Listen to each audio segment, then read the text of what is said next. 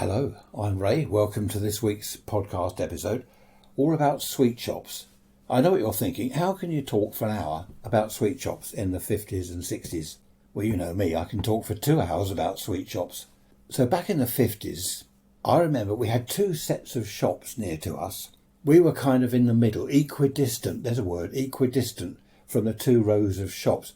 One row of shops, our main one, had a huge sweet shop. Do you know they sold everything in there? They sold newspapers and magazines, sweets of course, cigarettes, pipes and tobacco, all the tobacco and all the paraphernalia that goes with pipe smoking, lighters, matches of course. They didn't sell alcohol. I suppose these days they would have sold alcohol as well. But it was an amazing, kids' toys, yeah, everything. Cowboy outfits. I was Hop Along Cassidy. I got a cowboy outfit from there. On my hat it said Hop Along Cassidy. But it was great. They sold guns and the caps, the caps that go with guns, bang, bang. Because there were a lot of wasteland near us, a lot of woods and fields. And we used to play cowboys and Indians and stuff like that. We were all cowboys. I don't know why it was always called cowboys and Indians. Because we didn't have any Indians. Anyway, we'd hide behind these mounds of earth and behind trees and in the woods, firing at each other with our cap guns. A friend of mine had a rifle. I only had pistols. You had your holsters and all your gear. He had a rifle, and I was so envious of his rifle. It was a Winchester, is that right? A Winchester rifle. Only fired caps, of course, but that was brilliant. I loved that gun. Whenever I saw it, he let me have a go on it a few times. Whenever I saw it, I wanted one. But his parents had more money than we did, than my parents did. It was an expensive gun. And do you know what he did with it? We were playing on a building site once, and we went up. They were building houses. I forget where, somewhere near where we lived. And we went up the scaffolding, as you do when you're kids. We're firing at each other. And he leaned on this wall at the top. He was upstairs in the house. He leaned on, there was no roof, leaned on the wall, and it's a cavity wall. So you can look down between the two rows of bricks, all the way down to the ground. He dropped his rifle down there. I was with him at the time. I heard it go clank, clank, crash, crash, right way down to the bottom. No way you get it out. You'd have to take the brick wall down to get the thing out. He was so disappointed, and so was I. And his parents weren't too pleased either, because it was expensive. And I know exactly where that building is now. And actually it wasn't a house, it was the end of a row of shops next to a garage. And whenever I passed there, it was the upstairs flat, that's right. Whenever I drive past there or I'm round that way, I look at it and I think to myself, at the bottom of the brick wall in that shop, there's a Winchester rifle. I bet it's still, it will be still there. No one would have taken the wall down, would they? Oh, talking of garages, don't. I've just realised this morning, I woke up and I'm thinking, right, what's today? I've got MOT and service on the car. I thought I'd better have a bit of a check to see exactly what date the MOT runs out. It's not next month, it's the end of this month. In fact, it's Monday. You're listening to this Sunday, it runs out tomorrow. So this morning, I had to go around with the car, get a new tyre fitted, because one of them was, the chap said it was okay, but it was a little bit near to the tread. So I had a new tyre fitted. I've booked the car in. What a palaver. We had to change plans. We had other things going on next week, so we've had to change all that. Were there MOTs back in the 50s? When did MOTs come in? Do you have MOTs in America and Australia and wherever else? What is it? Ministry of Transport it stands for. I remember in the old days when the MOTs were first out, it must have been in my lifetime. Yeah, it must have been.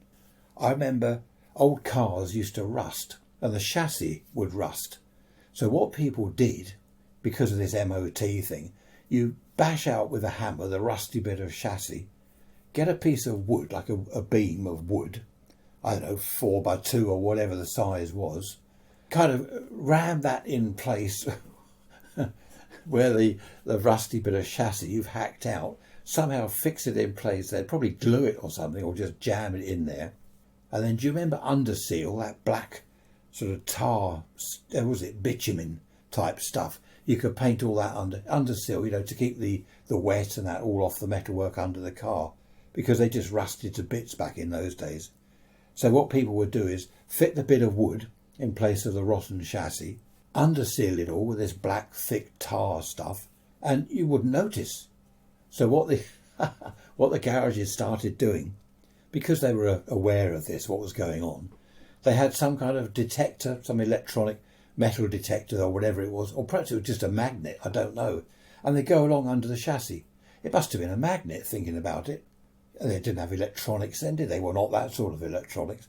So they go along under the chassis, and if there's a section of the chassis that the magnet wouldn't stick to, then that obviously wasn't the metal chassis, it's a bit of wood. So they'd fail the car. But as MOTs went on, there was always welding going on. You know, you take your car, oh, it's failed, oh no, what on? You need some welding done, oh, okay, go on. Whereas these days with the more modern cars, well, people don't keep cars for that long anymore, do they? You know, you don't keep cars for sort of 20, 30 years like they used to back then. I mean, the cars I had were, 20 years old plus. So things like rust, they were becoming a problem. A lot of welding needed doing, but it doesn't happen these days. What cars fail on MOTs, I think, these days is things like, well, your windscreen wiper wasn't good enough, or the windscreen washer didn't work, so we failed it. Not so much that there's a section of chassis missing and you've stuck a lump of wood in its place. Happy days. Going back to the sweet shop, I don't know how we got into garages. Going back to the sweet shop, I had a paper round. Now, it wasn't my local sweet shop. This was one quite a bit further away. I didn't want a paper round. I mean, who wants a paper round? 14 shillings a week back then. That's not even 75 pence. 14 shillings a week for getting up early every morning, like 6 o'clock in the morning, going out on your bike, wind, cold, rain, wet, snow, frost, ice. Dreadful. I don't know what, well, I had to do it, I was going to say, I don't know why. My parents made me do it, which wasn't fair. They said, you've got to get some money. You're always over the sweet shop buying things, you've got to earn your own money. I suppose that was fair enough. So I hated the paper round, but I did it. I didn't like the chap in the shop. As I said, it was quite a way from my house, so I had quite a cycle ride to do in the first place, at least a mile, and then, 3 or 4 miles on the paper round, and then a mile back. So I'd done 6 miles before I got to cycle to school, which was getting on for another 2 miles. Ridiculous for 14 bob a week. Anyway, this friend of mine, we were going to go fishing. So I got my paper round finished. His was bigger round than mine, so I joined him halfway through his round. I was going to help. It was cycling along the pavement. I was cycling with him, and he's doing it American style. Now, you know what I mean, don't you? Those of you in America are going to say, oh, yes, I know. What he did was he folded the papers up, and as he cycled past each house, he threw it over the fence or the hedge or the wall into the front garden, or threw it onto their front drive. I've seen this in American films, you know, the kids doing the paper round. They just chuck it, don't they? If they're lucky, it'll land on the front porch, but very often it just lands on the grass. And I said to him, you can't do that. He said, oh, I want to go fishing. You know, we're going to be late going fishing. It must have been a Saturday we were going fishing. Yeah, actually, we did a paper round. I think we even did it Sundays because people had Sunday newspapers. So 14 shillings a week for 7 days. Oh, that's child labour. I should have gone to the UN and complained. Anyway, the next day at the paper round shop, we went in there and he went in. He said, you got my round ready, to the chap. He said, well, you've got to do yesterday's round first. And he said, what do you mean? And this chap said, well, you threw them all in the gardens. It rained. They all got soaking wet. So he didn't get the sack. I thought he was going to be thrown out. But he didn't. I don't know why. I think the chap must have liked him. So he didn't get the sack. But it was so funny watching him do this American style, cycling along the pavement, taking each one out of his bag and chucking it over the fence or whatever, the hedge, or into people's gardens, because it rained and they all got soaked. So 14 shillings a week. I'll never forget that. I've got a 10 bob note and 4 shillings for 8 days a week. That's the Beatles. 7 days a week, getting up at 6 o'clock. Oh, there we are. I didn't have a lot of money. I think I gave up the paper round. I had my pocket money. That was £0.50 a week. 2 and 6. Do you remember that? 2 and 6pence. I was outside the sweet shop one day. I didn't have any money and I wanted some sweets. And on the pavement, on the ground, I saw a farthing. Now, who remembers farthings? tiny little coin with a robin. Do you remember that? A robin on it in the middle of the coin, a farthing. It was a quarter of a penny, right? A quarter of an old penny. So worth nothing really. And in the sweet shop, they used to sell blackjacks. You know those blackjacks? Make your teeth and tongue and your lips all black. They tasted, what did they taste of? Not aniseed. Oh, they were nice. Aniseed balls. Oh, bliss. So I found this farthing. Now, blackjacks were 4 for a penny. So I went into the shop and I said, could I have 1 blackjack, please? She said, well, they're 4 for a penny. And I held up this coin. I said, I've only got a farthing. And she said, oh, okay, fair enough. Took the farthing and gave me 1 blackjack. So that was the result. Found some money. Didn't often find money, of course. I had to earn it on the paper round. Once I'd left the paper round, I didn't get another one. I didn't like it. It really was, as I say, child labour. I don't think the sweet shops back then were called newsagents. They're newsagents now. I don't know what they are now. No, there aren't sweet shops now, are there? Not as such. I think they're corner shops, aren't they? Or general stores, local stores or something. I don't think we've got, I might be wrong, I try not to go into town if I can help it, but I don't think we have sweet shops as they were anymore. Also, back in those days, they didn't sell alcohol, as I've said. They only sold soft drinks or fizzy drinks, whatever.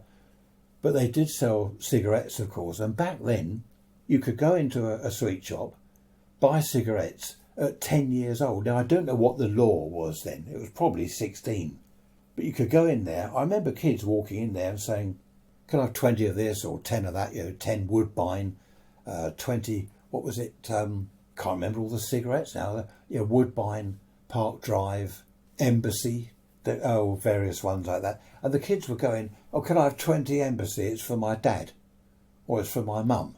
And they'd just say, yeah, there you go. And they'd sell a 10-year-old cigarettes. I remember loads of kids doing that because most parents back in the 50s and early 60s, most people smoked. I think just about every family smoked. I remember going into people's houses, it used to stink of cigarettes. Having said that, you didn't notice it too much because your own house would stink of cigarette smoke. Everyone did. Everyone at school, all their blazers, their clothes all smelt of cigarettes. The teachers smoked. In fact, our art teacher, I think I've told you before, he'd sit up the top of the class at his desk, smoking a cigarette. He had his ashtray, his transistor radio, and he's listening to the pirate ships, Radio Caroline and Radio London and stuff. That was at the secondary modern school that I went to when I was a bit older. Everyone smoked back then, and shopkeepers didn't seem to be bothered about how old the customer was. He could be anything from 10 to 110. He didn't care as long as he had the money. You couldn't buy alcohol in sweet shops. They had a special shop for that called the off licence or the offie. A lot of pubs had an off licence, so you didn't have to go into the pub. It was like a separate shop with its own door, a little shop, and you could go in there and buy booze. But the off licences, they were more aware of age. I do remember I'd be in there buying Tizer or 7-Up or whatever we had in those days, Cherryade and things. And I do remember actually a couple of kids, they must have been no more than 12, 13.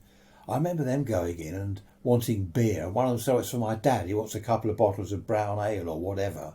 Because I was quite surprised, not at his choice of beer, but but the chap said, oh yeah, okay. Perhaps he knew them. I don't know, perhaps he knew them.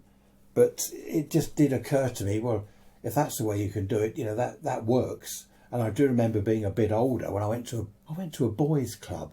That was awful. This boys' club, it was dreadful. And there was a pub next door with an off licence. And I remember these boys, it was £1 for a bottle of beer.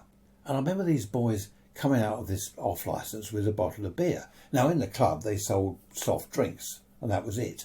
And I think some sweets. There's sweets everywhere back in those days. Even at school there was a tuck shop full of sweets and fizzy drinks. So I went into this pub with my friend and I said, couple of bottles of brown ale, please. And the chap, he sold it to us. We didn't like it. It had a funny top, not a bottle opener type top, but a funny, I can't remember what it was, like a stopper type thing.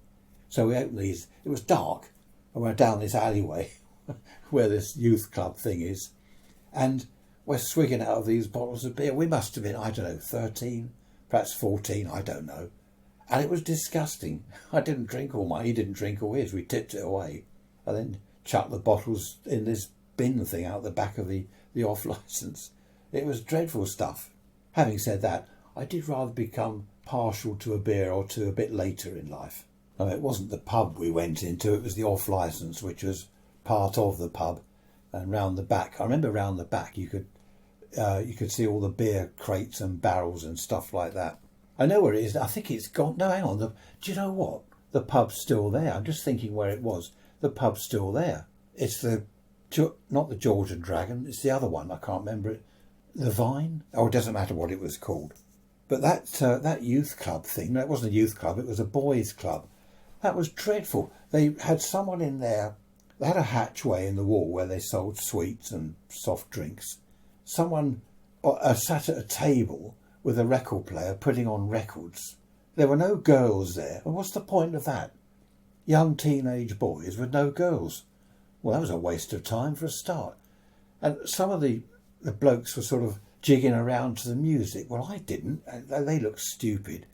And we got soft drink, cans of 7-Up or these cup things of Tizer they were pouring out. I forget the prices. Probably a rip-off. I only went there a few times. I got there because a neighbour of mine, he said, he was a bit older than me, he said, come down to the boys' club whenever night it was. So I did. I went a few, probably only 3 or 4 times, and I got fed up with that. And I thought, well, this is no good. Yeah, no girls there, no birds. Oh, I mustn't say that. Not allowed to say birds these days, are we?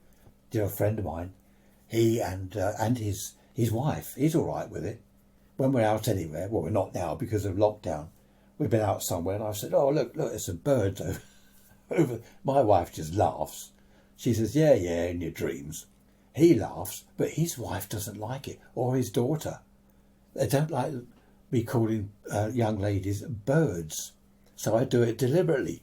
Whenever we're out, I'll say, look, there's some birds over there. Oh, dear. It's funny, isn't it? It's funny. I'm not very politically correct. I think you probably gathered that over the last 18 months. How long have I been doing these podcasts? Do you know, I can't remember. I think we're heading for 100 podcasts now, isn't it? 1 a week. I'm not counting the midweek message because that's only a sort of 3-minute thing. But back to the sweets. Even at school, we had a tuck shop. And in the tuck shop, I used to get money from my parents. And they give me a 6pence and a 3penny bit, a couple of pennies, any loose change they might have hanging around. And in the tuck shop at playtime, I'd always buy a bottle of Pepsi. Do you know what kids used to do with that? They'd hold their thumb over the top, shake it up and squirt kids with it. I mean, this is your school uniform, your blazer. Mind you, we were scruffy in those days. They're all neat now, aren't they? I look at some of the kids that go to our local high school. Their uniforms are all smart and pressed. Their trousers and skirts are all neat and stuff. In our days, ours was a boys' school, but in our days, all us boys, we were just scruffs. We really were scruffy. So getting Pepsi squirted all over your blazer, it didn't matter. Soon dry. But we bought all these sweets. Dreadful amount of sugar, dreadful. No wonder my teeth were never particularly good. I was always round the dentist. Of course, in those days, dentists used to pull teeth out. They didn't, fill them off, repair them. Oh, that one's gone. Rip that out. Yeah, that garage that I used to get petrol from, that was next to the row of shops where the chap's rifle had gone down the cavity wall. When I first I was 16, I got a scooter. I wasn't a mod, there were mods and rockers. I wasn't either. I would have had a motorbike. It's just that a friend of mine was selling this scooter and he only wanted something like £20 for it. And it was quite nice. It all worked. So I said, yeah, I'll buy it. And all you do is you get yourself a provisional driving licence, stick L plates on the thing, and off you go. You don't have to have any lessons or you just head off on this scooter. It did 70 miles an hour, 75 I got out of it. It was a Vespa. Was it a Vespa 175? I can't remember. 150, 175. Anyway, 75 miles an hour. I was coming down the A24, you have a look on the map, A24 towards the coast. And it seized up. And I thought, what am I going to do? The back wheel screeched. I grabbed the clutch because the engine had seized. So that released the back wheel, carefully touched the foot brake, which operated just the back wheel, and I managed to slow down. Dreadful that was. I thought I was going to crash. 75 miles an hour on a scooter with some silly little crash helmet. Anyway, I stopped by the side of the road and I waited a while. I tried to start and it started. So it must have, I don't know, it seized up and then cooled down. I don't know how long I waited. It cooled down and unseized itself. It started and I drove home. And if I remember rightly, I drove home at about 30 miles an hour because I was a little bit shaken, to say the least. But the point of this was, that garage, that's where I used to get petrol from a scooter. And it was 7 and 6 a gallon. Because I remember the first time I ever went in there, it was 2-stroke. So you had to have a squirt of oil with it in your tank. And the chap said 7 and 6. And I had a 10-bob note. I remember that. How about that? 7 and 6 a gallon. Of course, that's gone. It's litres now. I mean, what's a litre? We used to have gallon cans. You know where you are. It's a gallon can. You buy a gallon of petrol. This day and age, it's litres. I can't work out litre. It's £1, what is it? £1.80 or 90 a litre. What is it? I can't. There's no comparison. Not only has the money changed to this new decimal stuff, but the what do you call it? What's it called? The fluid. Do you remember fluid ounces? That goes back a bit. Fluid ounces. They're now, I don't know, what is it now? I suppose metric. What are ounces now? I can't think. Fluid grams. I don't know. It's all changed. I was talking to my mum this morning. I ring her now and then. And she said, she's always on about the old days, as I am. And she said, back then I was looking through some photographs. She was looking through, my sister was showing her some. And she said to my sister, oh, look at that dress. I remember that dress. I remember wearing that dress. I remember buying it. And she said it was a lovely dress. And she said to me, these days, she said, I know I'm old-fashioned. This is my mum. I know I'm old-fashioned. I said, well, so am I. She said, but I look out of the window and I watch girls walk by. She said, they don't look feminine. They wear jeans. They've just got straight hair, trainers, some sort of top. She said, I never see anyone in a dress, very rarely in a skirt. She said, even if we're going over to the shops, you wear a nice looking dress or skirt. She said, these days they don't bother. I don't know what it is. She's right. I had to say, I agree with you. She was right. I've been looking out of the window this morning at girls. No, I don't mean like that. I mean, with a view to looking at their dress, their clothes, not looking at them. Well, looking at them a little bit. But she's right. I've watched girls walk past this morning by our house, and I don't think I've seen anyone in a skirt. I suppose a couple of girls I saw, they're walking dogs. Someone else was with a pushchair, with a toddler in the pushchair. I suppose they're doing things. They're out and about. It's not that warm out there, so they're not going to wear a dress or a skirt. But things certainly have changed. I like the old days. Anyway, that was my excuse for looking out of the window at the girls walking by. No such thing as an excuse. A friend of mine said to me once, I said, oh, sorry, well, that's my excuse anyway. I couldn't do something. He said, no such thing as an excuse. That's a reason. The reason you can't go is because of whatever. It's not an excuse. So that's good. I rather like that. What's the difference between an excuse and a reason? I've no idea. I don't know. So I don't say to people, no, that's my excuse. I say, well, that's the reason I'm not going. Which sounds better, doesn't it? So going back to the sweet shop, do you know what they sold in there? Loads of toys. Guns, as I told you. When I say guns, I don't mean real guns, obviously. But they sold plaster of Paris. Do you remember plaster of Paris? I bought this kit. Right, you take it home, there's like a plastic... Did they have plastic bags? Yeah, it must have been a plastic bag or container of this sort of white powder. Looked a bit like flour. And then you had moulds, various moulds with it. And you mix up the plaster of Paris with water to a paste, and then pour it into this mould, leave it forever, how long, I don't know how long it was, overnight or a week, 3 months, a year. And eventually, if you were lucky, if you'd got the mixture right, it would be this plaster of Paris ornament. You'd peel off this sort of mould thing, this rubbery thing, and you're left with whatever it was, like an animal, a dog or I don't know, whatever the mould was. No, it wouldn't be a dog because they had legs. The moulds were very basic. They didn't have sort of bits sticking out like legs and things. So you'd have perhaps an owl just sitting there, and then you'd paint it. I think you got all the paints with it, like oil paints or whatever, enamel, whatever, in little pots, and you've got a little brush, and you'd paint your owl or whatever this thing was. Now that was quite good. That would keep kids busy. I quite like that plaster of Paris, because it made a terrible mess. You've got this white powder, and when it's this sort of liquid, it splashes all over. You've got everywhere, in your hair, your hands, your clothes, over the dining room table, on the floor. So of course there was always a bit of a telling off at the end of it. But it was worth it, making these ornament things. Quite good fun.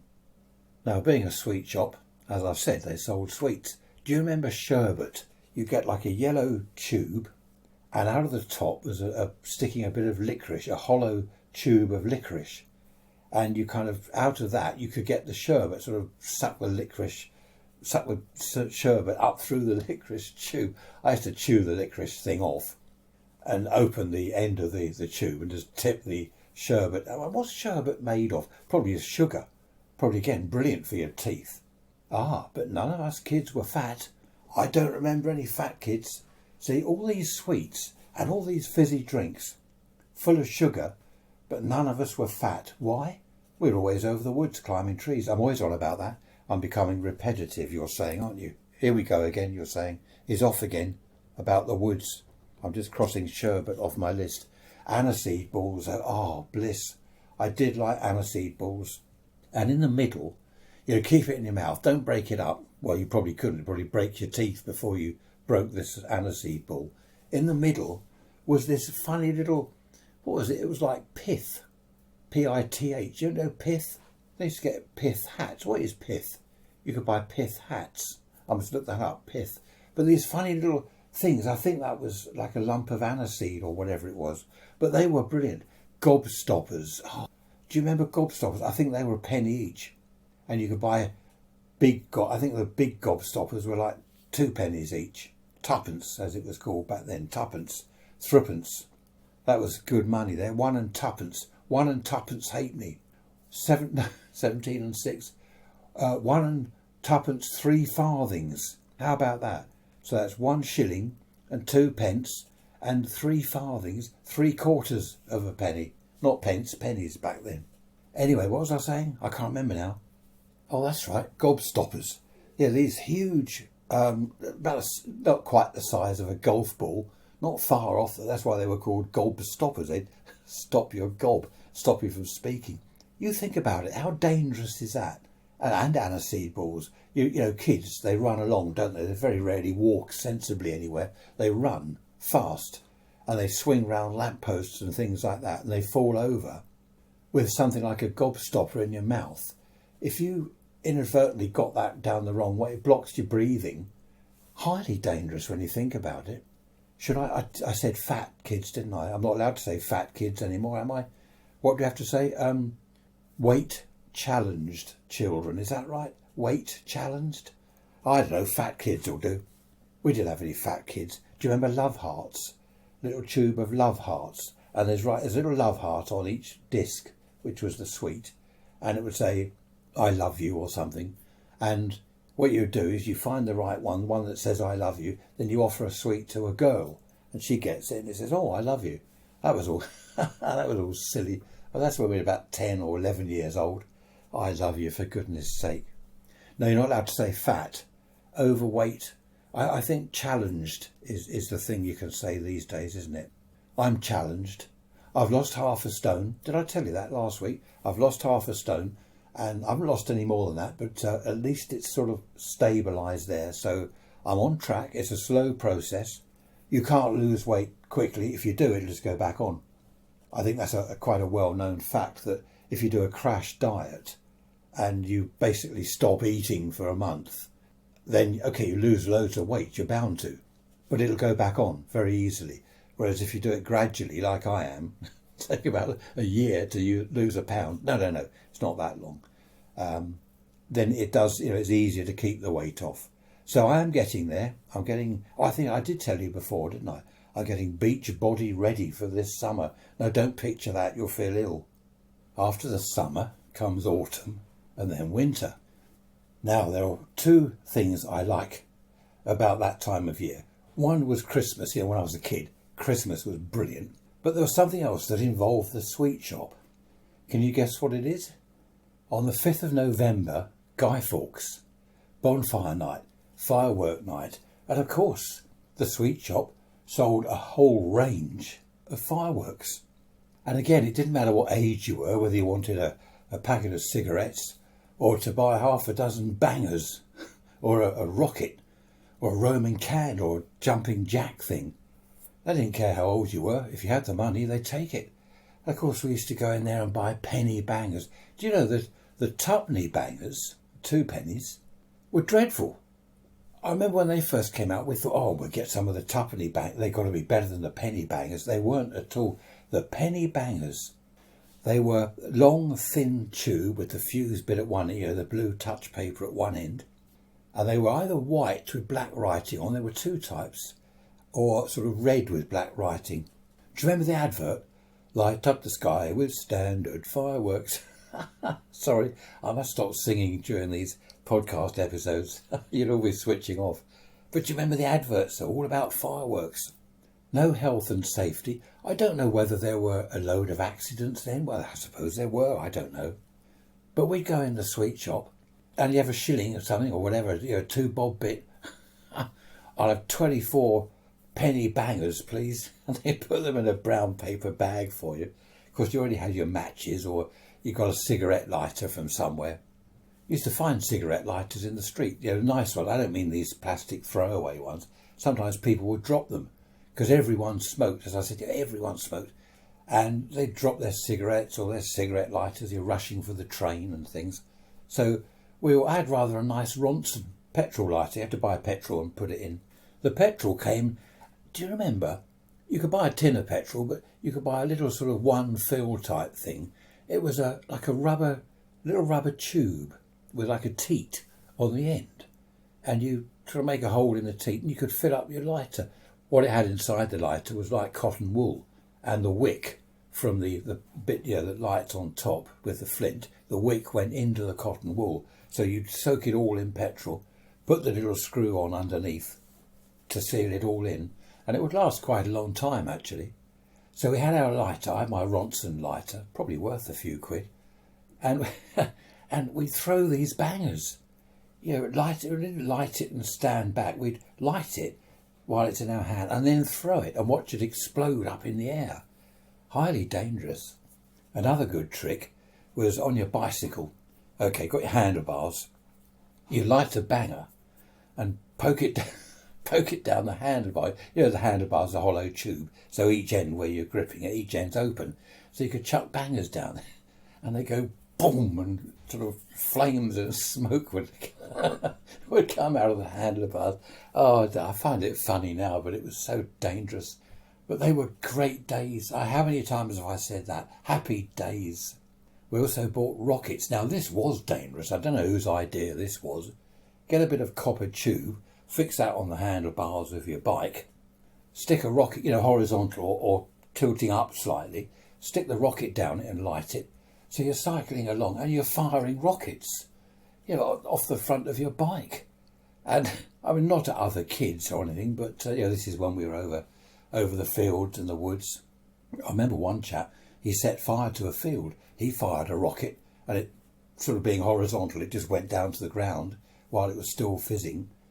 And all the dry grass, a lovely hot summer, it all started flaming and smoking. We managed to put it out. We all rushed over there and stamped it out. But again, highly dangerous. It was rather like now, you'd hear fireworks going off 2 weeks before firework night, bonfire night. Same now, I mean, any old reason people let off fireworks. I don't know why. It's a bit odd. On New Year's Eve, that's different. You're seeing the new year in, midnight comes along, so you blow up a load of fireworks. I suppose that's fair enough. But other people, they have fireworks all year round. I don't know where they get them from. But in the summer, you hear fireworks going off in the evenings, all sorts of things happening. But of course, we could, as kids, as I said, just go over the sweet shop, buy a load of fireworks, build our bonfire, get yourself a guy, make a guy, a penny for the guy, stick him on a trolley on the wheels, take him over the shops, stand there looking forlorn and scruffy and poor, and people would put a penny or whatever into your pot.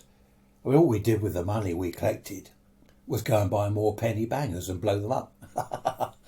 I don't know what people thought that the penny for the guy was for. What do they think we're going to spend the money on? Well, sweets and bangers. And as you got older, sweets, bangers and cigarettes. Oh, they were great days. The sweet shops also sold some more serious toys like Dinky. Remember the Dinky cars? The little sort of tin metal type cars in boxes with cellophane front so you could see what the car was like inside, or the ambulance or the fire engine or whatever it was you were buying. They became worth a lot of money as the years passed. I remember people collecting them and leaving them in their boxes, not playing with them but leaving them in their boxes. Dinky toys became, well, and still are, highly collectible. Train sets. The sweet shop also sold train sets. Only little ones, clockwork or whatever. You could buy the rails and signal boxes, bits and pieces. As I said, the main sweet shop near us was a big shop. It was a corner shop on this row of shops. It sort of went round the corner, and they had this huge corner shop. So they were able to stock a lot of stuff there. It was amazing. They sold a few books as well. I remember the children's books. Do you remember the I Spy books? I hated those. I could never get on with them. Whatever it was, we're going on a car journey. So, of course, for birthday or Christmas, you get a load of I Spy books. Okay, you choose one. Your parents would say, look, we were going out to the country for a picnic. How about this one, I Spy in the Country or something? So, okay, you take that in the car. You're looking out of the window. You're bored. So what am I looking for on here? I spy a cow. So there's a field. Oh, no, there's sheep. Another field. Oh, it's nothing. Oh, there's a cow. Right, tick that one off. And then it would be silly things. Well, not silly perhaps, but I spy something or other. I don't know, a tractor pulling a hay rick. Well, there weren't any tractors and hay ricks. I saw a tractor. I saw a trailer on the tractor or a plough, but a hay rick. There were so many things in the I Spy books that I never spied. I used to tick them off anyway, but I couldn't see them. You could get I Spy badges, couldn't you? Things like that. But there were so many I Spy books. There were a whole range. I don't know whether they still do them, but I suppose they were fun. Probably better off I Spy, perhaps, I don't know, on the road, cars and traffic signs, that sort of thing. But things like farms and stuff, it was a total waste of time. But of course they sold comics in the sweet shop. My favourite were the Dandy and the Beano. They were good. Had those delivered I think it was Tuesday and Thursday morning they arrived, while I was still in bed. Because in those days, the paperboy came early, sort of 7 o'clock in the morning. The postman was early. The milkman, well, he could get there at 4 in the morning. They started early. These days, the postman seems to come any old time. Middle of the day, afternoon, morning, whenever. So my mum used to bring me the comic while I was still in bed. So on a Tuesday and Wednesday, I could read the comic before I got up and went to school. So that was good. But this explains why we were always over the sweet shop. I mean, what we didn't do, which is what a lot of children do these days, and young adults, teenagers, youths, whatever, they hang around outside shops with their bikes. We didn't do that. Well, that's boring. What's the point of hanging around on the pavement outside a shop? No, we had better things to do. We were over the railway station, watching the steam engines go by, or in the woods, throwing bangers at each other, or climbing trees, or poking around in the pond. I don't ever remember hanging around outside shops. In fact, shops were boring, apart from the sweet shop. You go in, you get your stuff, whatever you're buying with your pocket money, then you get away. You don't hang around outside the shop in everyone else's way, because they do that, don't they? They've got bikes on the ground, and you have to step over bikes to get into the sweet shop. Well, I don't, because I don't go into town. I'm just looking out of the window now. No, not at the girls walking past, but the sky. It's black, and it's getting darker and darker in here.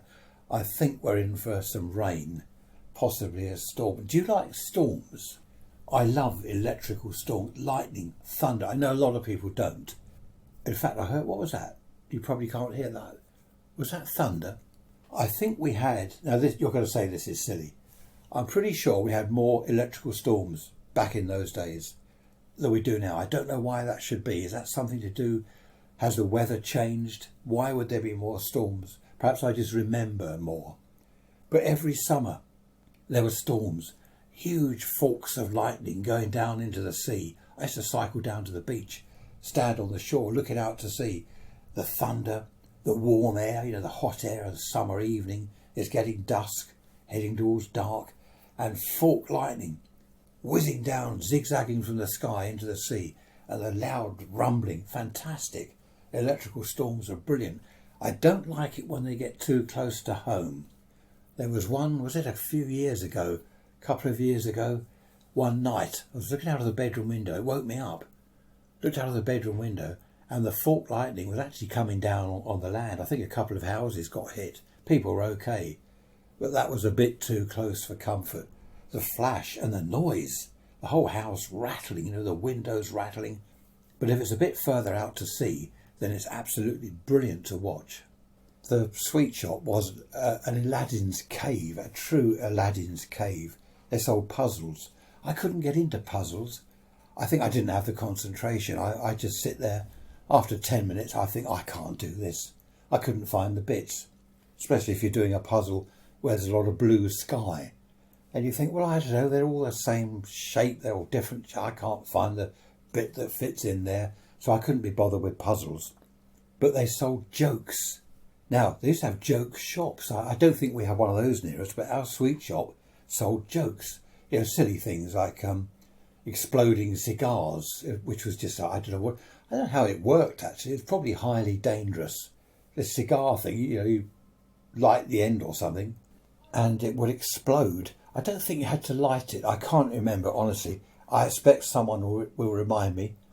raiserants@protonmail.com, so you can email me, raiserants@protonmail.com. Whoopee cushions. Do you remember the whoopee cushion? You'd sit on them and they make a type noise. They were great fun. Used to catch my old nan out. She'd come round on a Sunday sometimes. She'd come down from Sutton, up in Surrey, on the train. And she'd sit down after a long journey. And of course I got the whoopee cushion there. Great fun. Do you know what she used to do every Sunday? Well, I don't think she came down every Sunday. She had a load of carrier bags with her. In those days, paper carrier bags with a string handle. Proper, disposable, degradable, whatever. None of this plastic rubbish. And what was in the carrier bags? There were 4 of us kids. We used to wait for her. We'd look out the window. Here comes Nan, here she comes. Why were we so excited? Well, we were excited to see Nan, but she used to buy loads of comics and sweets. And I remember Toffee Crisp, Topic, Mars bars, what else was there? Loads of sweets. My favourite was Topic and Crunchy. Do you remember Crunchy? They were brilliant. Because my mum used to say to her, look, do you have to bring all these? It was my mum's mum. She'd say, Mum, do you have to bring all these sweets down with you? Oh, well, the kids like them. Again, no thought to our teeth or anything like that. It was just great when Nan arrived. And this was before Sunday lunch. So, of course, don't eat those sweets before. No, we won't eat them before lunch. That's all right. And we're in the lounge. Oh, I'll just have a quick toffee crisp. I'll just have a crunchy. So when the dinner came out, because in those days we had dinner, what was it, sort of 2 o'clock, I think, something like that. Then we weren't hungry. So we get told off. Then my nan would get told off. We'd all be told off. And my dad would get told off because he hasn't told us off. Excellent. And of course, being a Sunday, we'd have the radio on, the old wireless on the sideboard, the Billy Cotton Band show. Do you remember that? I forget. Yeah, Billy Cotton Band show. The Clitheroe Kid. That was one of my favourites. That was on, because we didn't have a dining room, so we'd have Sunday lunch in the lounge, but we'd bring out the big table. So we'd sit in there, we'd have the radio on while we're having lunch. Is it Sunday lunch or dinner? Lunch, isn't it? So I would listen to the Clitheroe Kid. I love the Clitheroe Kid. There were a lot of programmes like that. Well, as you know, Round the Horn, Itmar, The Goons, loads of stuff on the radio. It was fantastic. TV as well. Well, that wasn't on in the day. TV was on in the evenings, not during the daytime. But I used to wait for the Clitheroe Kid to come on. And what was the other one I liked? I can't remember. It's a long time ago. Round the Horn. Was it Round the Horn? That was good. They were all good, actually. They were great radio shows. Being radio, or wireless back then, you could just relax in a chair or whatever, or us kids would be on the floor playing with something, but you could still listen. You didn't have to stare at a screen and follow it that way. You could just do what you wanted. You could doze off, as the adults sometimes did. I remember once I was very young, and I said earlier everyone smoked. I was, how old was I? 3, 4, no, 5, I don't know. And I was on the floor, and my uncle was smoking, and he just put his cigarette in his hand, and he let his hand go down by his armchair, and the lighted end just brushed my arm, and it really hurt. Of course, I was crying, and I went under a chair and I hid. I don't know why I remember that. That's when we lived up in Sutton, in Surrey. So I don't know how old I was, very young. Funny how you remember odd things like that, isn't it? Talking of Sutton in Surrey, we moved, when I was 5 years old, moved down to Sompting, which is behind Lancing, if you have a look on the map, sort of between Worthing and Shoreham. And there's a funny thing about Sompting. I don't know whether I've mentioned this before, but they've got treacle mines. How about that? You wonder where treacle comes from? It comes from the treacle mines in Sompting. Yeah, look it up. Honestly, look it up. Put it into Google or wherever. Treacle mines, Sompting. That's Sompting. West Sussex, or whatever you need to put in. And you'll see all about the treacle mines. And there's actually a picture, I think, or a video. A chap's done a video on YouTube showing you the entrance to the old mines. How about that? You see, you thought treacle came from Tate and Lyle, didn't you, in tins? Well, it does, but that's where they get it from. You sometimes see the Tate and Lyle lorries down there, big tanker type lorries with huge pipes, sucking all the black treacle out of one mine and all the golden type syrup treacle out of the other mine. It's good to go and watch, but it's highly secret. Very few people know how to get there. So I know, obviously, because I've been there many times, but that might be worth looking up the next time you're on Google or Google Maps or whatever. And of course, also not far from where I live, it's quite an area, this down here. It's loads of secrecy, loads of stuff going on around where I live. If you look up Clapham Woods, Clapham, as in Clapham Junction, Clapham Woods, West Sussex, ghosts. It's full of ghosts and stories about ghosts and aliens and all loads of stuff. That's been going on for years. So look up Sompting Treacle Mines and Clapham Woods. It's quite a nice area where we are. We're in a bit of a bay here, so we're protected weather-wise in the winter, and the summer it doesn't get too hot. We've got the sea breeze and things. Talking of the summer, here we go. I'm off again. No, I won't. But I can't wait. How are you doing? Have I asked you how you're doing in lockdown? Have you been up to anything exciting recently? Have I? No, apart from getting a new tyre fitted on the car this morning, ready for the MOT after the weekend. I haven't done much. Been on amateur radio, of course, chatting to friends locally. Chatted to a chap in France the other day. That was yesterday. So he's doing all right in France, an expat. Heard a couple of people in Spain, but didn't talk to them. Just had a listen round. So that's good.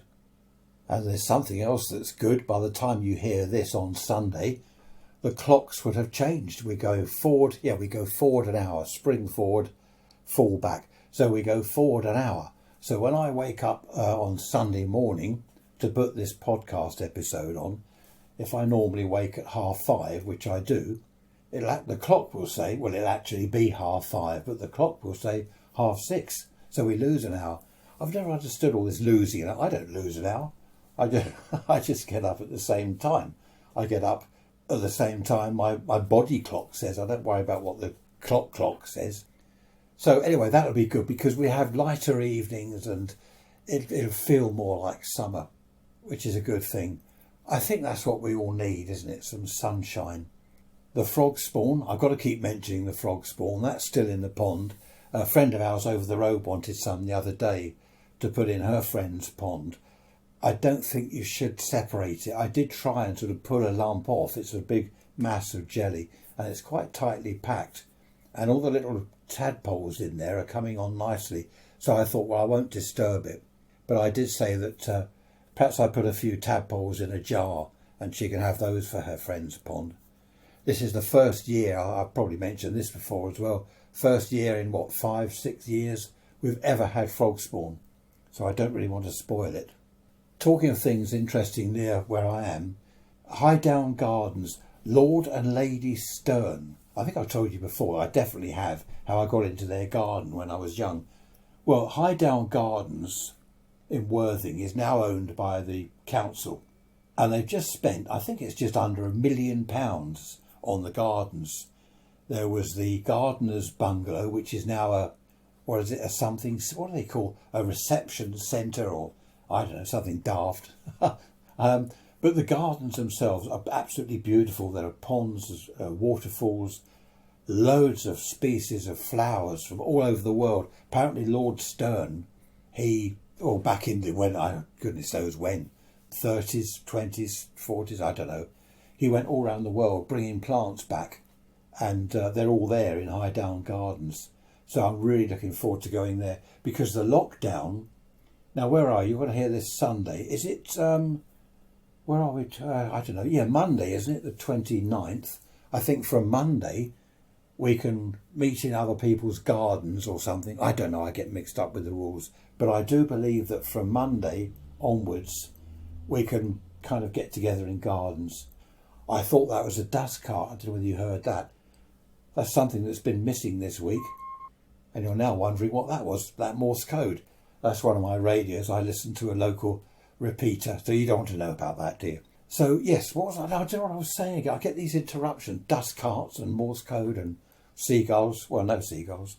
So yes, I'm looking forward to Highdown Gardens. Amberley Working Museum, I've probably mentioned that before.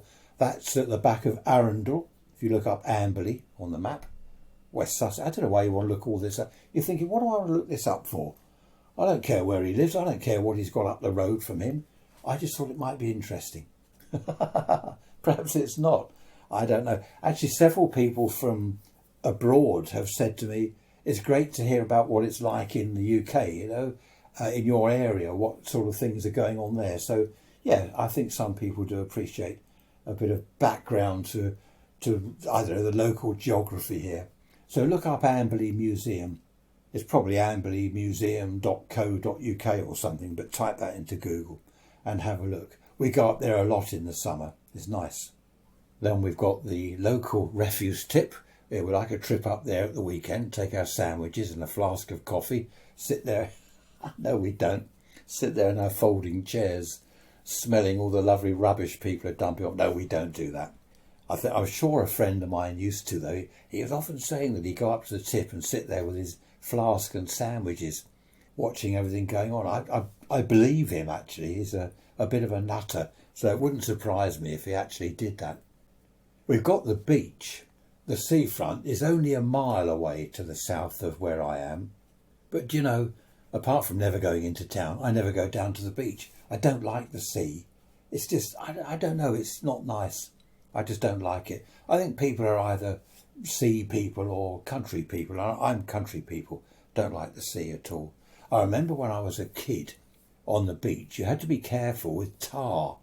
Do you know what the ships, because the English Channel is one of the busiest shipping lanes in the world, and what the tankers used to, oil tankers, they'd wash out their tanks with seawater.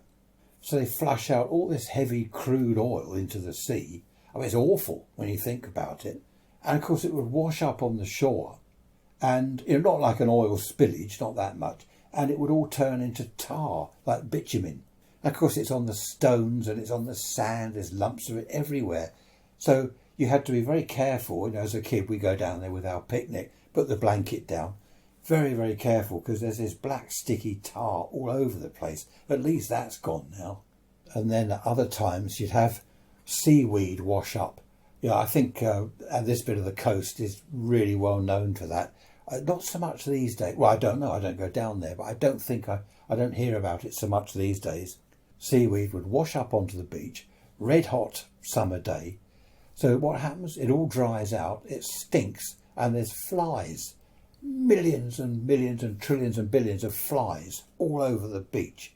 Then you get a few dead fish mixed up with all the seaweed, bits of old fishing line, things, fish that have been strangled, and honestly the smell, what with that and the tar, I think that's what put me off the beach, to be honest.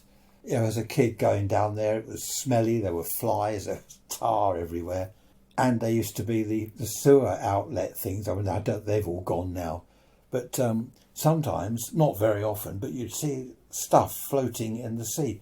Where you're having a little paddle or something. What's that? Yeah, right, I don't think I'll go in the water and go and sit back on the stones. I reckon that's what put me off the sea, the beach and all that. I like ships. I don't like being on a ship, but I like ships. I'd love to go down the engine room. Have a look on YouTube on some of these huge cargo ships and tankers. The engines are massive. And the engine rooms aren't filthy. They're not all covered in dirt and oil. They're spotless. It honestly looks like a hospital. They're that clean. Everything is all immaculate down there. I'd love to go and have a look at an engine room on one of these huge ships. But of course you're not allowed to, are you? I said that chap I know that reckons he goes up to the refuse tip and sits there with his flask of coffee and sandwiches, said he was a nutter. I know quite a few nutters. I seem to attract them. Well, that's what people say. I attract weirdos and nutters. I'm not sure if that's true. Well, it is actually. I'm wondering whether to do a podcast episode on nutcase people. That would be interesting. Whenever I go to the supermarket, well, I don't now because of lockdown, I seem to attract people, strange people. I was in one, I'm going back a couple of years now, and I put a load of drinks in the trolley. We were having a barbecue, so we had beer and wine and all sorts of stuff. And this chap came up to me and he said, "Oh, you've bought a lot of beer?" And I said, "Yes, I have." "Having a party then?" I said, "Well, a barbecue." "Oh, you've bought some wine." And he started lifting items out of the trolley. Oh no, I don't like that beer. I don't like this wine. And of course my wife came back from getting whatever she got and she put it in the trolley. And she's sniggering. She knew I always attract these people. Wherever I go in the supermarket or anywhere. We went to not a christening, whatever it was, someone's party or wedding anniversary thing in a big garden at the back of a pub. And we're sitting there and it's a lovely summer afternoon and we're all having a chat, we're sitting around tables. And this chap, I don't know where he came from, he wasn't one of our group. He came and sat next to me and of course my wife's sniggering. She obviously thought, here we go again. He's got another nutcase. And I'm like a magnet. And he said, "Hello, I'm David." I said, "Oh, hello, David. I hear you're into radio." And I said, "Oh, yeah, how do you know that?" He said, "Oh, so-and-so over there told me." And he was a radio amateur. I thought, oh dear. A fellow radio ham. And he was going on and on about aerials and radios, which I love, but not when we're at a wedding anniversary. So in the end, I had to get rid of it. I don't want to be rude. I don't like to be rude to anyone. I couldn't tell him to clear off. But I did say to him that I've got to chat to people. I've got to mingle with guests. And luckily, in the end, he wandered off and annoyed someone else. But a friend of mine, I invited him to one of our barbecues. And I said, "Oh, this is so-and-so, this is so-and-so," introduced him to a few people. Do you know what he did? For the whole afternoon, stood right next to me all the time, going on about radios. He was a radio amateur, going on about radios. I'm trying to talk to other people. I'm trying to do the barbecue. Right, who wants another sausage? Oh, you want another burger? And he's right next to me, going on and on about radios. So perhaps I'll do a nutcase podcast episode. Oh, I don't know. I better not, had I? No, I get into trouble. How about emailing me? raisrants@protonmail.com. Is that right? Yeah, that's right. raisrants@protonmail.com. I'm going to give you an incorrect email address. So if you've got any ideas, suggestions or whatever, I need suggestions. What do you want to know about the UK? If you're living abroad, what do you want to know about the UK, say in the 50s and 60s? Anything in particular? And if you live in the UK and you're really old like me, what do you remember? Let's think about what you remember. And if you're in the UK and you're really young, unlike me, then what do you want to know about what it was like, when your mum and dad were kind of young in the 50s and 60s? Listen, I'm going to end it here. We're coming up to the hour, which people seem to like, an hour of boredom and nonsensical. What was it a friend of mine used to say in the pub years ago? Inane drivel. He'd say to me, "Oh, look, he's talking inane drivel once again." Anyway, I hope you don't think... I hope you haven't thought this is inane drivel. And I hope you're doing well with lockdown. email me. One or two people, I said about emailing me, if you feel a bit lonely, you're on your own. One or two people have, actually more than one or two. So we're in touch by email, which is rather nice. I've just remembered I was in a sweet shop once and I found a pound note on the floor. I handed the pound note in to the lady behind the counter. I thought that was the best thing to do. I said, look, I've just found this on the floor. And she took it and she said, oh, okay, thanks very much, love. And she put it in her pocket. That stuck in my mind. She kept it. I shouldn't have done that. I should have kept it. I mean, that's not a very good thing to do. Right in front of me. Right in front of a 10 or 11-year-old kid. I should have put it in my pocket. I must have been mad. Anyway, listen, take care. The clocks have changed. Do they change around the world? I think they do. They do change in other countries, don't they? So all our clocks have changed and none of us have a clue what time it is at all. In fact, I said to a friend of mine on the radio this morning, I said, these days, I don't know what month it is, let alone what day it is. I'm getting totally confused. Take care. See you next Sunday. Oh, and the midweek message on Wednesday. Take care. Bye-bye for now.